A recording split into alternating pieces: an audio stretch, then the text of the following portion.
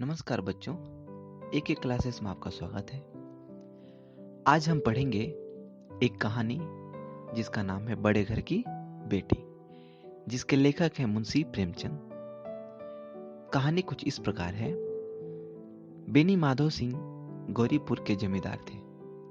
उनके पिता किसी समय बड़े धन्य धान्य थे। बेनी माधव सिंह अपनी आधी से अधिक संपत्ति वकीलों को दान में दे चुके थे। उनकी वर्तमान आय 1000 वार्षिक रुपए से अधिक न थी। ठाकुर बेनी माधव सिंह के 2 बेटे थे।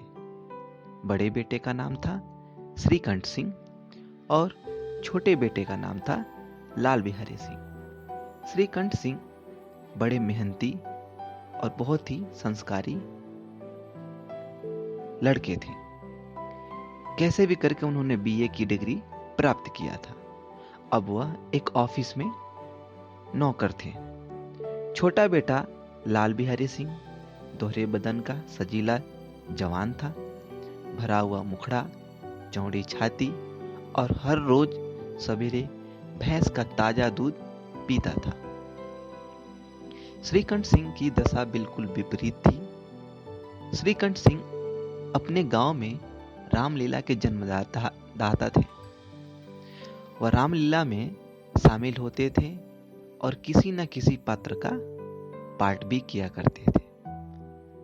आनंदी एक बड़े घर की बेटी है। उसके पिता भूप सिंह एक रियासत के ताल्लुकदार थे। भूप सिंह के पास किसी भी चीज की कमी नहीं थी, पर दुर्भाग्य से उनका एक भी लड़का नहीं था। केवल उनकी 7 लड़कियां ही थी और आनंदी चौथी नंबर की उनकी बेटी थी। आनंदी अपनी सभी बहनों से काफी अधिक सुंदर और रूपवती, गुणवती थी। ठाकुर भूप सिंह 3 शादियां दिल खोल कर किए थे और उनके ऊपर बहुत सारे कर्ज हो गए थे। 15-20 हजार रुपए के कर्ज भी हो गए थे। आंखें खुली और उन्होंने अपना हाथ समेट लिया। ठाकुर साहब सोचते थे कि आनंदी का विवाह कहां करें, जहां पैसा भी कम लगे और लड़का भी अच्छा मिले, संस्कारी मिले। एक दिन की बात है, श्रीकंठ चंदे का रुपया मांगने भूप सिंह के घर आए। शायद नागरी प्रचार का चंदा था। भूप सिंह को श्रीकंठ सिंह का स्वभाव और उनका व्यवहार बहुत ही अच्छा लगा। उन्होंने अपनी बेटी आनंदी की शादी श्रीकंठ से कर दी। आनंदी अपने नए घर में जब आई तो वहां का रंग ढंग कुछ और ही देखा। जिस टीम टाम के साथ वह बड़ी हुई थी, वह यहां नाम मात्र का भी नहीं था। इस घर में न फर्श है, न खिड़कियां हैं, न बाग है, फिर भी उसने अपने आप को इस घर के अनुकूल बना लिया। एक दिन की बात है, दोपहर के समय लाल बिहारी सिंह 2 चिड़िया लेकर आता है और भाभी से कहता है, भाभी भाभी जल्दी से पका दो, मुझे बहुत जोर की भूख लगी है। आनंदी भोजन बनाकर पहले से ही रास्ता देख रही थी। अब वह मांस बनाने के लिए बैठी। हांडी में देखा तो पाव भर से अधिक घी नहीं था। वह पूरा का पूरा मांस में डाल दी। मांस बनाने में जब घी डाल दी, तब लाल बिहारी खाना खाने के लिए बैठा तो दाल में घी नहीं था। बोला, भाभी दाल में घी क्यों नहीं छोड़ा? अभी परसों ही घी आया था, इतना जल्दी खत्म हो गया क्या? आनंदी ने कहा, मैंने तो सारा घी मांस में डाल दिया। लाल बिहारी बोला, सारा घी आपने मांस में डाल दिया? अभी परसों ही घी आया था, इतना जल्दी खत्म हो गया? लाल बिहारी गुस्से में बोला, क्या तुम्हारे मैके में घी की नदियां बहती हैं जो तुमने सारा का सारा घी खत्म कर दिया? स्त्री गालियां और मार सह लेती हैं, पर अपने मैके की बुराई कभी नहीं सहती हैं। आनंदी पलट कर बोली, हाँ, मेरे यहां तो इतना घी नौकर चाकर खा जाते हैं। लाल बिहारी और जल गया और थाली उठाकर उसने पलट दिया और गुस्से से कहने लगा, जी करता है इसका जीभ खींच लूं। आनंदी कहती है, अच्छा, वो होते तो तुम्हें मजा चखाते। तब इसी बात को लेकर लाल बिहारी और गुस्सा में हो गया और आनंदी को खड़ाऊ चलाकर मारा। आनंदी का सर तो बच गया, पर उसके हाथ में चोट लग गई और कहने लगा, आने दो, उन्हें भी देखूंगा और तुम्हें भी देखूंगा। आनंदी डर गई और कांपते हुए वह अपने रूम में चली गई। श्रीकंठ सिंह शनिवार को घर आया करते थे। 2 दिन तक आनंदी कोप भवन में थी, न कुछ खाया और न कुछ पिया, बस श्रीकंठ की राह देखती रहती थी। रो रो कर उसका बुरा हाल हो गया था। शाम के समय श्रीकंठ जब घर आए तो लाल बिहारी ने अपने भाई से कहा, भैया, भाभी को समझा दीजिए कि वो मुंह संभाल कर बात करें, नहीं तो एक दिन बहुत बड़ा अनर्थ हो जाएगा। बेनी माधो सिंह भी साथ में कहने लगे, हाँ बेटा, बहू बेटियों का यह स्वभाव अच्छा नहीं है कि मर्दों के मुंह लगे। लाल बिहारी बोला, वह बड़े घर की बेटी है तो क्या हुआ, हम भी कोई छोटे घर के बेटे थोड़ी हैं, हम भी ठाकुर के खानदान के बेटे हैं। श्रीकंठ ने पूछा, आखिर बात क्या हुई? श्रीकंठ अपने कमरे में आए तो आनंदी ने कहा, जनाब, आप तो बहुत प्रसन्न नजर आ रहे हैं। श्रीकंठ ने कहा, तुम आजकल क्या घर में कर रही हो?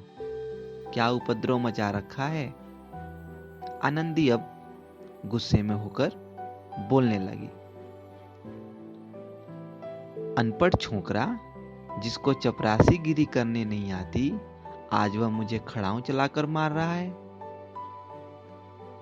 श्रीकंठ ने कहा, क्या हुआ?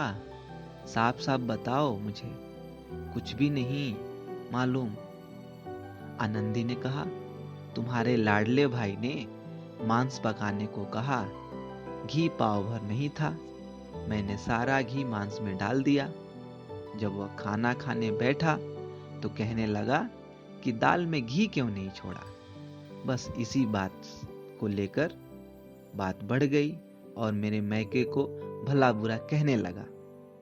मुझसे रहा नहीं गया, मैंने भी कह दिया, हाँ, मेरे वहां तो इतना घी तो नौकर चाकर खा जाते हैं। बस इतनी सी बात पे उसने मुझे खड़ाऊ से मारा। मेरा सर बच गया, पर मेरे हाथ पर चोट लग गई है। उसी से पूछो, मैंने जो कहा वह सच है या झूठ है? श्रीकंठ गुस्से से अब लाल हो गया और कहा, सुबह उसकी शिकायत पिताजी से करता हूं। सुबह होते ही श्रीकंठ पिताजी के पास जाता है और कहता है, दादा, अब इस घर में मेरा निवाह नहीं हो सकता। या तो घर में मैं रहूंगा या लाल बिहारी? पिता बोले, क्या हुआ बेटा? तुम तो बहुत बुद्धिमान हो। स्त्रियों के इस तरह के बात को दिल पर नहीं लेना चाहिए। स्त्रियां घर का नाश कर देती हैं। उनको सर पर चढ़ाना अच्छा नहीं। श्रीकंठ ने कहा, स्त्री पर अन्याय और अत्याचार अच्छा नहीं है पिताजी। बेनी माधव सिंह ने कहा, लाल बिहारी तुम्हारा भाई है, उससे भूल चूक हो गई है तो उसके कान पकड़ो, समझाओ। श्रीकंठ ने कहा, लाल बिहारी को मैं अपना भाई नहीं समझता। पिता ने कहा, एक स्त्री के पीछे भाई को भूल गए? श्रीकंठ ने कहा, जी नहीं, उसके व्यवहार और अविवेक के कारण मैं उसे भूल गया हूं। इसी बीच गांव के कुछ लोग आ गए। जब उन्होंने सुना कि श्रीकंठ स्त्री के पीछे अपने पिता से लड़ने के लिए तैयार है तो उन्हें बड़ा हर्ष होने लगा। वो खुश होने लगे। गांव के कुछ लोग तो होते ही हैं ऐसे, जो किसी के बिगड़ते काम में उन्हें मजा आता है, उनकी लड़ाई झगड़े को और बढ़ाना अच्छा लगता है, वह देखकर खुश होते हैं। बेनी माधव सिंह समझ गए, सब मेरे घर का तमाशा देखने आए हैं। अब चाहे कुछ भी हो जाए, इन्हें ताली बजाने का अवसर नहीं दूंगा। तुरंत कोमल शब्दों में बोले, बेटा, मैं तुमसे बाहर नहीं हूं। तुम समझदार हो। तुम्हें जो अच्छा लगे वो करो। श्रीकंठ इस बात को न समझ सका। वह अपनी बात पर अड़ा रहा। बोला, मैं अब इस घर में लाल बिहारी के साथ नहीं रह सकता।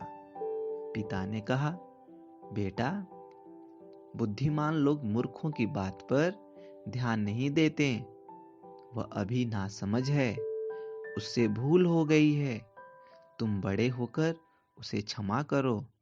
श्रीकंठ ने कहा, नहीं, मैं अब इस घर में नहीं रहूंगा। अगर आप मुझे चाहते हैं तो उससे कहिए वह कहीं और चला जाए। लाल बिहारी दरवाजे की चौखट पर खड़े होकर चुपचाप इन सारी बातों को सुन रहा था। वह श्रीकंठ की बहुत इज्जत करता था। श्रीकंठ भी उसे बहुत प्यार करते थे। श्रीकंठ कभी भी उसे डांटा नहीं था। जब भी वह इलाहाबाद से आते तो उसके लिए कुछ न कुछ वस्तु लेकर जरूर आते थे। ऐसे भाई की बातों को सुनकर आज लाल बिहारी को बहुत ग्लानि हो रही थी। वह फूट फूट कर रोने लगा। वह अपनी किए पर पछता रहा था कि भाई के आने के एक दिन पहले ही उसकी छाती धड़कती थी। पता नहीं भैया क्या कहेंगे, मैं उनके सामने कैसे जाऊंगा, उनसे कैसे बातें करूंगा। मुझे आशा थी कि भैया मुझे बुलाकर समझा देंगे, पर ऐसा नहीं हुआ। वह मूर्ख बन गया। कहने लगा, भैया मेरे साथ अन्याय कर रहे हैं। मुझे 2-4 थप्पड़ मार लेते तो इतना दुख न होता जितना इनकी बात सुनकर हो रहा है।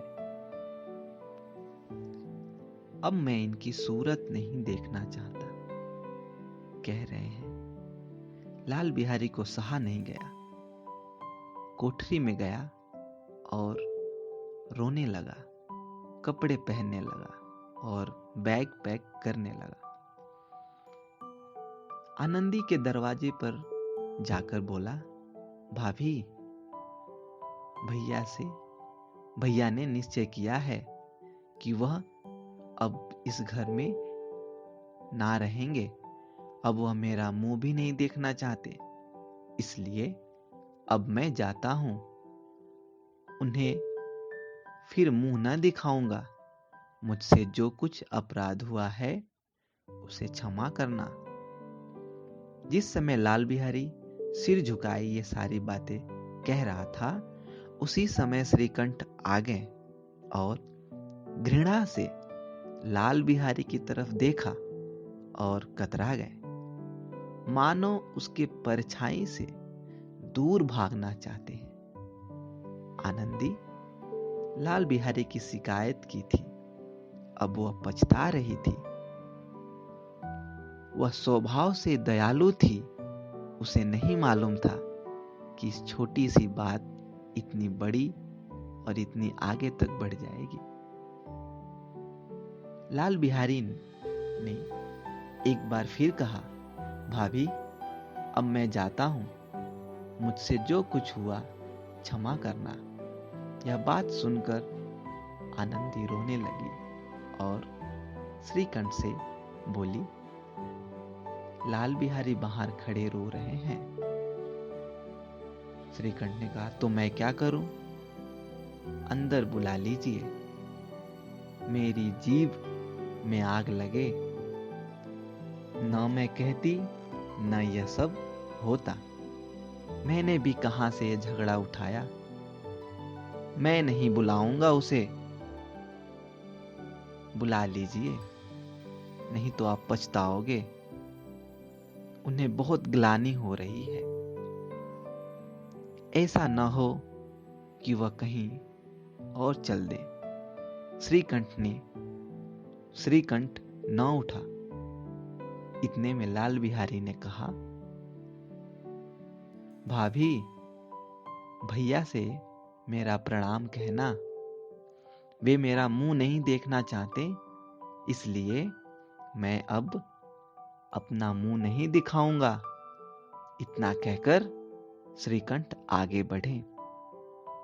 तभी आनंदी ने उनका हाथ, लाल बिहारी का हाथ पकड़ लिया।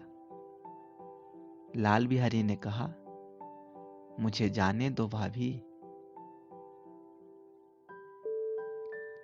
आनंदी ने कहा, कहां जाओगे? वहीं जहां मेरा कोई मुंह न देखे। आनंदी ने कहा, तुम्हें मेरी सौगंध, अब एक कदम भी आगे बढ़ाया तो। लाल बिहारी ने कहा, जब तक मुझे भैया और आप सच्चे दिल से माफ नहीं करते, तब तक मैं रुकने वाला नहीं हूं।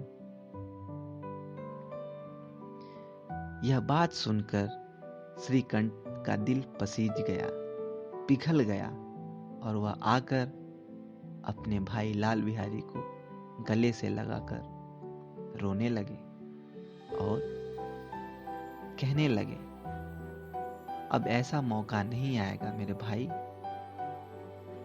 भगवान ने चाहा तो आज के बाद ऐसा कुछ नहीं होगा। हम लोग अब अच्छे से रहेंगे, प्यार से रहेंगे, किसी से कोई शिकवा शिकायत नहीं रहेगी। तुम घर छोड़कर मत जाओ। यह दृश्य देखकर बेनी माधो सिंह बहुत खुश हुए। उनका दिल बहुत उमंग से भर गया और कहने लगे, वास्तव में बड़े घर की बेटियां ऐसी होती हैं जो अपना बिगड़ता हुआ काम भी बना लेती हैं। हकीकत में आनंदी बड़े घर की बेटी है और बड़े घर की बेटियां ऐसी ही होती हैं। और इस बात को जब गांव वाले भी समझे तो वह लोग भी कहने लगे कि बेटी हो तो आनंदी जैसी। वाकई में वह बड़े घर की बेटी है।